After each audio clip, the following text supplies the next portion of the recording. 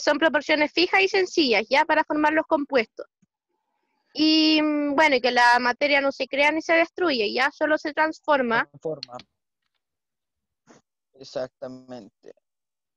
Y bueno, eso, pues. El modelo de Dalton es como una pelotita nomás, ¿ya? Como que no hablaba como de cargas ni nada.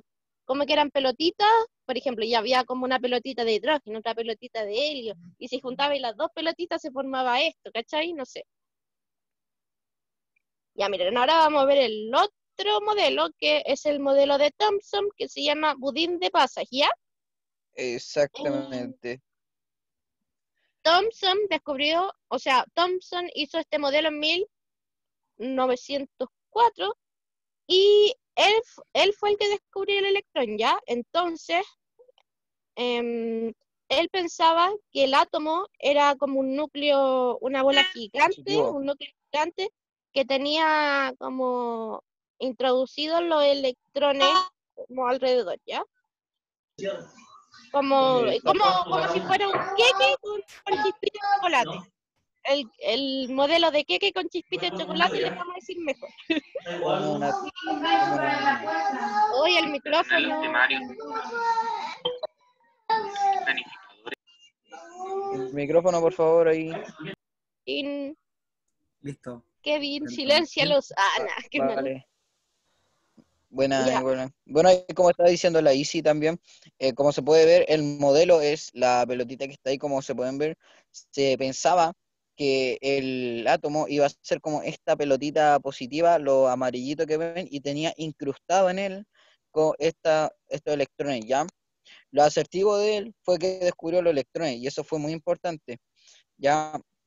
Y otra cosa, estos modelos se iban complementando, o sea, uno con el otro, ¿ya? Se recogían los datos y trabajaba con ellos, ¿ya? Sí, exacto. Este se llama el modelo de budín de pasa. Piense que es como una galleta. A ver, ¿qué galleta tiene hartas chispas de eh, chocolate? no sé, Las Toddy. Sí, no, pongamos que un queque con La Maxi chispa de Chip. chocolate. Un queque con Sí, chispita de chocolate. No sé, cualquier cosa un así. queque redondo, algo así. ¿Ya? Y ahí le meten y tiene todo lo, ¿ya? Un Eso es pan como de lo Pascua, importante pero con de puras destacar nueces. de... Un pan de Exacto. Pascua, Las pasas no. pero con puras nueces. Las pasas no. Al que le guste las pasas se va de la clase, bueno. Sí, lo echamos. Ya miren, y Thomson descubrió los electrones gracias al experimento de los rayos catódicos, ¿ya?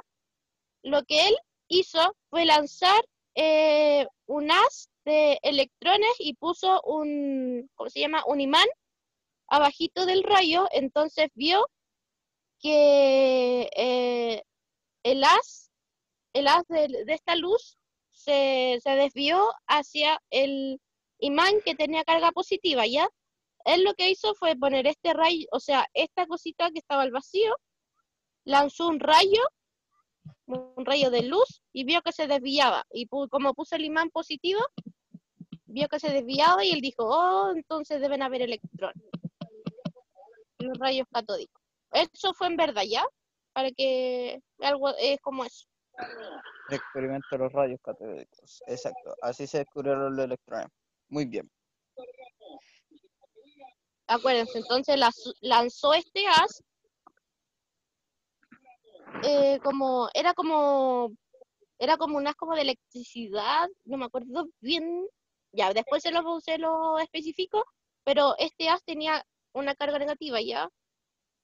Y como puso el imán abajo, que era positivo, el haz se desvió hacia donde estaba el imán, y entonces él concluyó que habían electrones en los átomos, ¿cachai? El que hizo el experimento es Thomson, ¿ya? Sí, Thomson hizo este experimento para descubrir los electrones, ¿ya? Como se puede ver en la imagen, ¿ya? Y Catalina nos dice que si los podía repetir porque dice que le va lento el internet. ya mira. Entonces, Thomson hizo un experimento, ¿ya? Eh, vació un tubo, entonces este tubo estaba al vacío, este tubo de vidrio, ¿ya? No había nada, ¿ya? Entonces lanzó un haz como de luz, era como un haz como de electricidad, pónganle así, no me acuerdo bien qué era, pero era electricidad, parece. Y entonces, abajito de este tubo puso un imán con carga positiva. Y él vio que este haz que estaba iluminado se desvió hacia donde estaba el imán ya. Y él concluyó entonces que el átomo tendría que tener una parte negativa. Y entonces por eso él hizo este modelo, por eso él incluyó los átomos en su modelo. Igual después le especificó bien cuál era el rayo que lanzó, no me acuerdo bien. Pensé que era electricidad, no sé bien. Bien. Oigan, si se tienen que ir, no hay ningún problema, ya la clase está grabada en todo caso para las personas. Ya. Ya miren. Y después, en 1886, Goldenstein descubrió el protón, pero en vez de rayos catódicos, él hizo el experimento de los rayos anódicos, ¿ya? Entonces era un rayo con carga positiva. Y abajo puso un imán con carga negativa, y entonces entonces con el experimento de los rayos anódicos, Goldenstein descubrió el protón. Hizo como lo mismo que Thomson, pero con carga opuesta, ¿ya? Sí, una duda. En 1886. Aló, ¿me escuchan? Sí, diga. Tengo una duda. Si el protón se descubrió después, ¿por qué no en el caso tenía como protones dentro del modelo? No tenía protones. No tenía protones. El núcleo, se supone, es que no se sabía la partícula. Pero Thomson concluyó que el núcleo en general tendría que ser positivo porque para que las cargas se complementaran, ¿cachai? Para que las cargas se anularan. Si él ya sabía que habían partículas negativas, también el átomo tenía que tener una partícula positiva para que el átomo sea estable. Entonces, toda esa bola naranja que hay ahí es el núcleo, no es como los protones, ¿ya? Él no concluyó nada de los protones, él solo los electrones lo agregó a esto, para anular las cargas y que el átomo sea estable. Gracias. Eso. Ya, entonces después, en 1886, Goldenstein descubrió el protón con los rayos anódicos y después se descubrió el neutrón. Mediante Chadwick. diversos experimentos se comprobó que la masa de protones y electrones no coincidía con la masa total de átomos. Por lo tanto, el físico Ernest Rutherford supuso que tenía que haber otro tipo de partículas subatómicas en el interior de los átomos. Estas partículas se descubrieron en 1932 por el físico, bueno, dígale Chadwick, ¿ya? Entonces, Goldenstein descubrió Goldenstein protón, Chadwick neutrón, ¿ya? Al no tener carga eléctrica, recibieron el nombre de neutrones. El hecho de no tener carga eléctrica hizo muy difícil su descubrimiento. Los neutrones son partículas sin carga y de masa algo similar a la de un protón. Bueno, entonces, como que habían cachado que la masa de los protones y los electrones no coincidía, ¿cachai? Como que entonces, si sumaban los electrones y los protones, faltaba, pues. Entonces dijeron que tenía que haber otra partícula. Bueno, y ahí está. Ahí están las masas. Vieron que la masa del protón y el neutrón son casi iguales y la masa del electrón es mucho más pequeñita. El electrón es súper chiquitito comparado con los protones y los neutrones.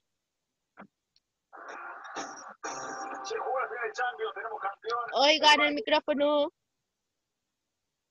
Ya. Y tenemos a Rutherford. Este es el otro modelo atómico, ¿ya? En 1911. El modelo atómico de Rutherford. Rutherford descubre el núcleo del átomo, en donde se concentra la masa y la carga positiva. Propuso un modelo atómico que describe el núcleo y los electrones, ¿ya? Sí, porque antes de Rutherford pensaban que el átomo era como una bola sólida, ¿ya? Por ejemplo, con lo que vimos con Thomson, vieron que aquí no hay espacio vacío, que el átomo era una bola sólida, positiva, con los electrones como incrustados, ¿ya? Entonces vino Rutherford y hizo este experimento, miren.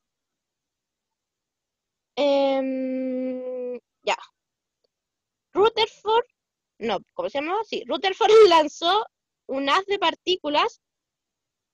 Ya miren, en 1911, Rutherford y sus colaboradores bombardearon una fina lámina de oro con partículas alfa positivas, ¿ya?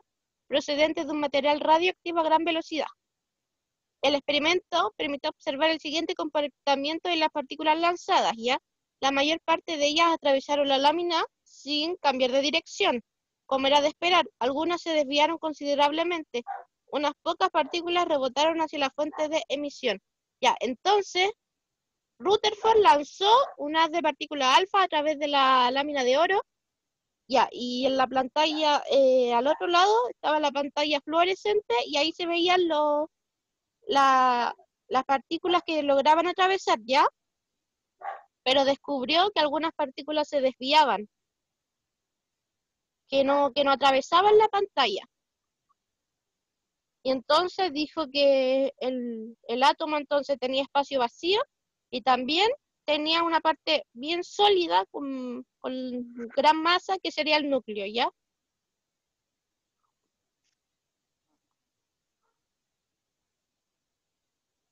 Y él propuso este modelo.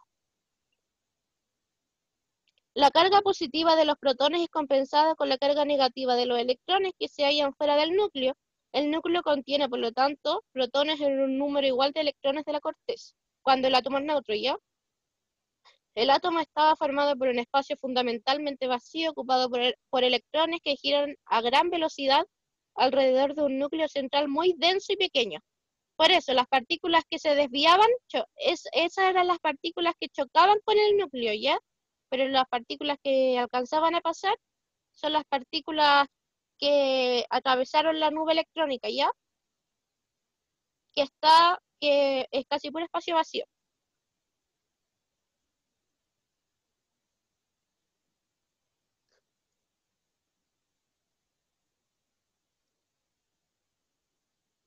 Bohr, Sí, señor Bohr.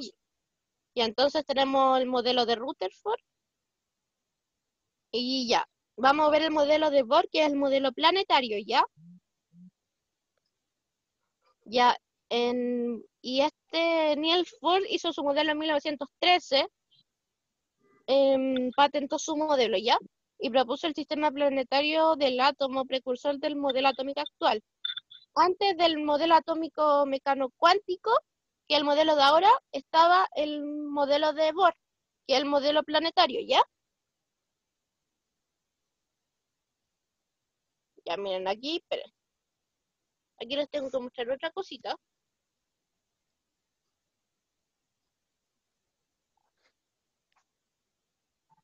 Mis archivos.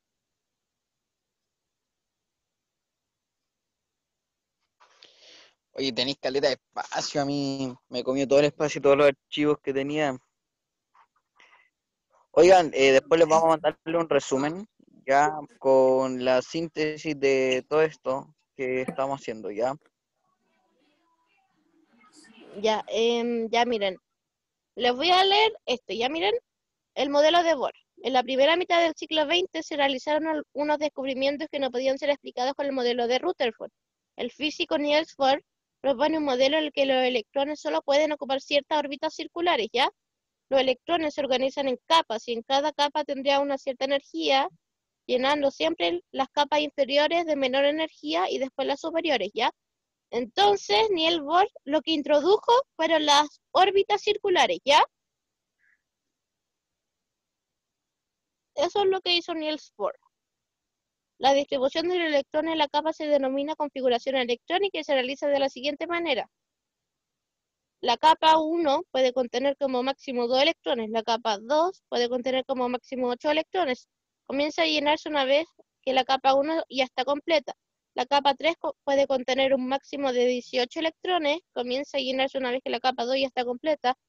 El número de electrones en cada capa se representa mediante paréntesis y es separado por comas. Por ejemplo, un átomo que tenga 11 electrones, la distribución es así, 2, 8, 1, es decir, 2 electrones en la capa 1, 8 electrones en la capa 2 y 1 electrón en la capa 3. Ya miren, lo que tienen que saber es que Bohr lo que introdujo fueron las órbitas circulares, ¿ya? Como que los electrones como que ya no andaban sueltos como por la vida, y él dijo que los electrones solo podían girar en torno a un camino definido, ¿ya? Ya, y también dijo que ya estaba el estado basal de los electrones, que es cuando el electrón ya no tenía ni energía de más ni energía de menos, como que tenía su energía ya normal, ya, pero cuando, por ejemplo, se le aplicaba más energía al electrón, el electrón podía subir de orbital, ¿ya? Entonces las capas inferiores eran menos energéticas que las capas superiores, ¿ya? Eso es importante que sepan. Y bueno, él decía que cada capita, por ejemplo, la capa 1 tenía, o sea, la órbita 1 podía contener 2 electrones, ¿ya? La órbita 2 podía contener 8 electrones y la órbita 3 podía contener 18 electrones. 2, 8 y 18, para que lo anoten, ¿ya? Pero estos no son orbitales, ¿ya? Son órbitas circulares. Si tú le agregáis energía al electrón, por ejemplo, un fotón de luz. Y por ejemplo, cuando el electrón bajaba a su estado natural ya, cuando se le estaba acabando la energía y ya no estaba excitado y empezaba a bajar, el electrón devolvía la energía en forma de luz, ¿ya? Un fotón de luz.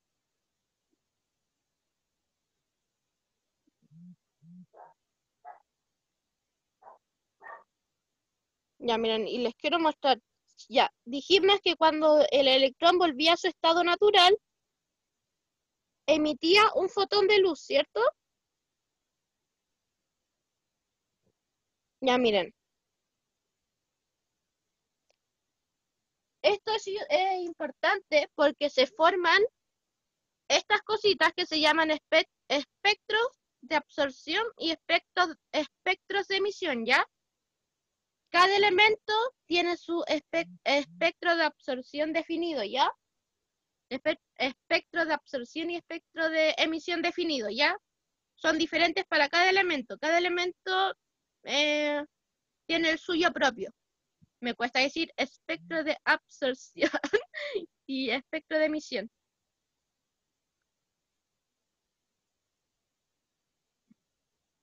Entonces, cuando eso tiene que ver con los electrones que tiene, pues ya. Por ejemplo, cuando la luz atraviesa un prisma óptico se dispersa, es decir, se separa en las diversas longitudes de onda que la forman, formando lo que se llama un espectro. La luz de una bombilla, al dispersarse, produce un espectro continuo que contiene el conjunto de colores correspondiente a la gama de longitudes de ondas que la forman. Si un elemento químico en estado gaseoso se somete a altas temperaturas, produce un espectro discontinuo en el que hay una serie de líneas de colores que corresponden a emisiones únicamente de algunas longitudes, ¿ya? Cuando el espectro gaseoso se somete a altas temperaturas, significa que le estás agregando energía a los electrones, ¿cierto? Entonces, cuando los electrones bajan a su estado natural, emiten luz en ciertas longitudes de onda, ¿ya? Y cada átomo, o sea, cada elemento va a emitir luz en distintas longitudes de onda cuando los electrones bajan ya a su estado natural. Y por eso se forman los espectros.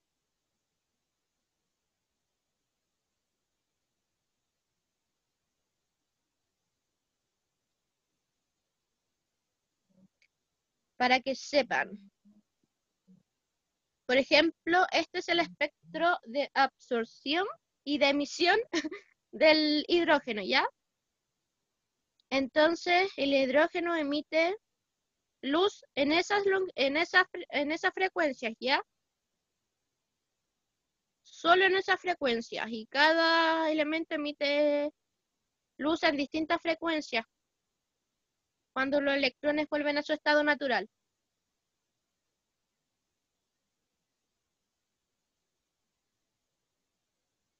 ¿Entendieron lo de los espectros de emisión? Que esto tiene que ver con el modelo de Bohr. A ver.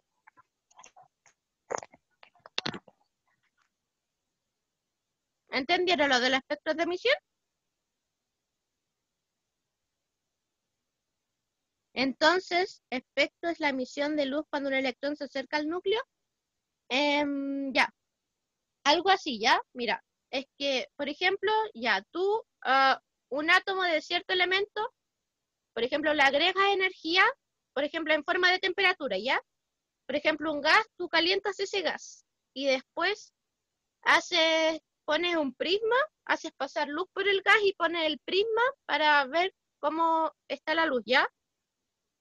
Entonces, cuando los electrones vuelvan a su estado natural, porque cuando tú agregas energía, los electrones se excitan y suben de órbita, ¿ya?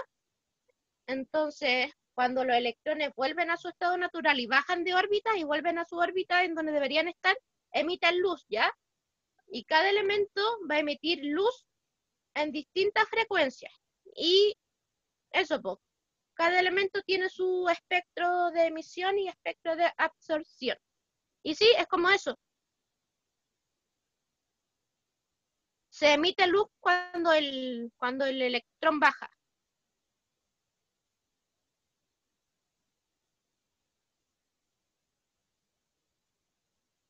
¿Cómo van? ¿Cómo van, cabres?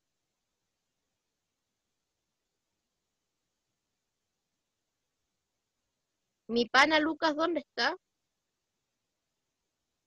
Se tuvo que ir, dijo, Bien. unos asuntos con el tema de biología. Ya.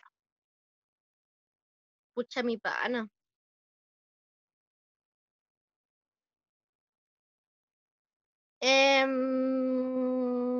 Voy a mostrarles. Ya, miren, ahora vamos a ver la definición de isótopos, ¿ya? Que también es importante que la sepan. Todos los átomos de un elemento químico tienen el mismo número de protones, pero pueden diferenciarse en el número de neutrones, ¿ya? El número de neutrones puede cambiar. Se llaman isótopos. Los átomos que tienen el mismo número de protones y se diferencian en el número de neutrones, por tanto, presentan el mismo número atómico y diferente número másico. Los isótopos tienen masa diferente y que tienen distinto número de neutrones, ¿ya? Entonces, un isótopo va a ser, por ejemplo, ya tienes helio y en vez de dos neutrones, tienes solo un neutrón, ¿ya? Eso es la diferencia. Los isótopos significa que tienen menos neutrones que los que deberían tener.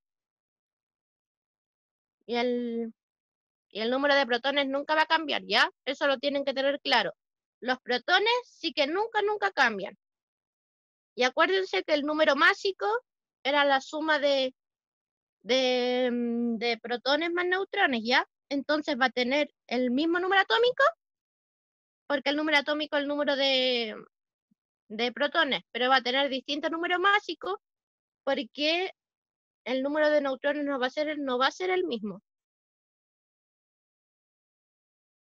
Entonces, cuando le pongan dos elementos iguales y vean que tienen el mismo número atómico pero distinto número másico, significa que son isótopos, ¿ya?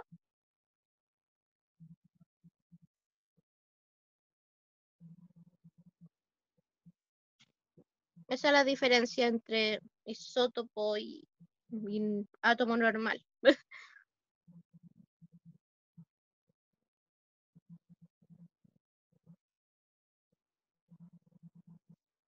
¿Alguna duda?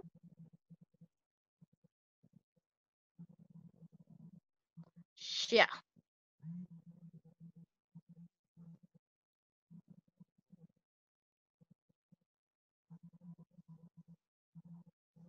Bueno, aquí la formación de las moléculas ya la vimos. Número atómico, número másico. Ya.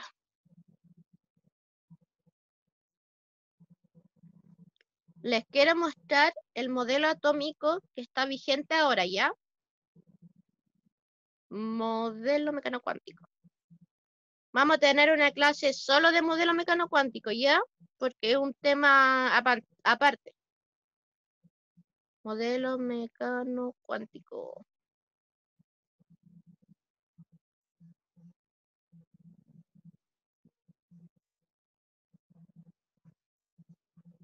Ya. Dijimos que el modelo de Bohr tenía órbitas, ¿cierto? Ya. El modelo mecano cuántico tiene orbitales, ¿ya? Los orbitales serían regiones del espacio en donde están los electrones, ¿ya? Tenemos tenemos orbital S, orbital P, y cada uno tiene forma distinta, ¿ya? Por ejemplo, aquí hay forma de los orbitales, de distintos orbitales, ¿vieron? También los números cuánticos también representan varias cosas, pero es que eso lo quiero ver como una clase aparte porque es como, igual me más, como harta materia, como, ¿vieron? Miren, aquí estaría el átomo de carbono en el modelo mecano cuántico y en el modelo de Bohr. ¿Vieron las diferencias? El modelo mecano cuántico está así como en 3D, son regiones del espacio, ¿ya? Que tienen forma distinta, incluso algunas tienen como forma de flor. Y el modelo de Bohr solo tiene órbitas circulares, ¿ya? En donde los electrones van a ir girando siempre.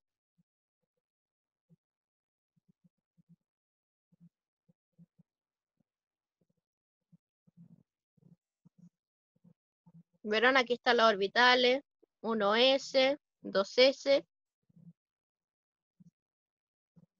los orbitales p,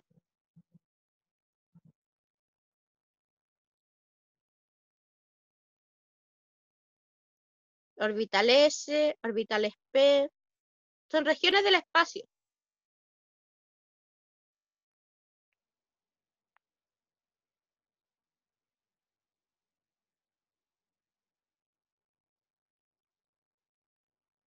A ver las dudas. ¿Cómo van? Ya. Ya miren, ahora voy a adelantarles un poco, ¿ya? Vamos a ver el concepto de dualidad onda-partícula. Voy a buscar dibujitos para que lo vean. Dualidad onda-partícula.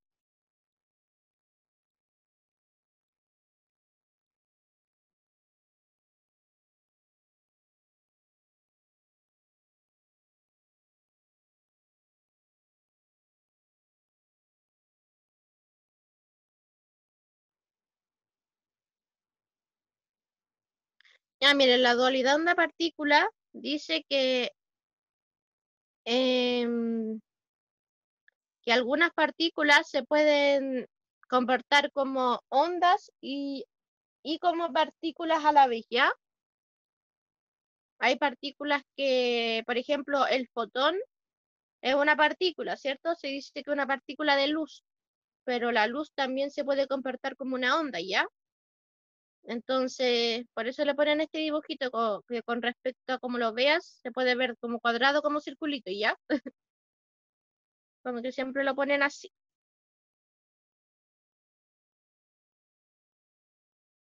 Y eso, pues, cabres.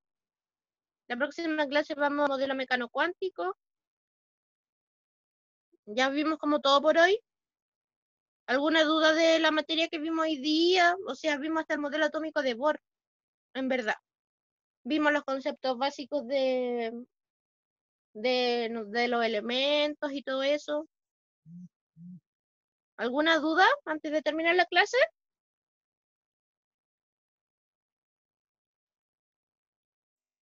¿Les quedó claro?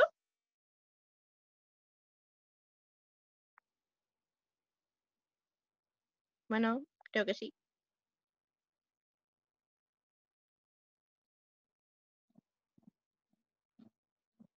De mi parte, ninguna duda. ¿Todo claro? Sí, sí, sí, todo claro. Ya. Ya, chiquillos, entonces la próxima clase vamos a ver modelo mecano cuántico, ¿ya? Y vamos a ver configuración electrónica y todo eso. Va a ser una clase solo de modelo mecano cuántico. Y los conceptos y eso.